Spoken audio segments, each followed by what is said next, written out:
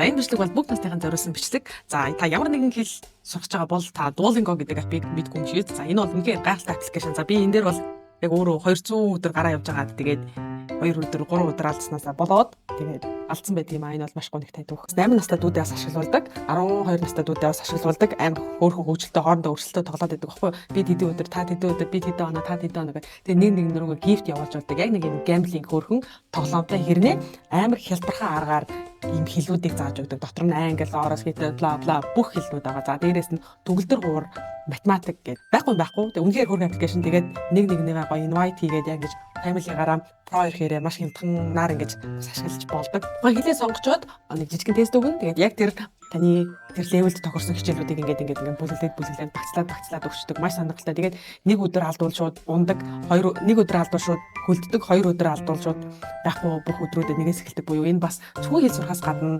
хүүхдүүдэд ялангуяа маш гоё тууштай байдлуудыг заадаг. За тэгээд дээрээс нь зөвхөн нэг хэл сурахгүй 2 3 4 хэл сурах боломжтой. Тэгэхээр Duolingo-тэй хэдүүлээ хэлээ сайжруулсан аянд та.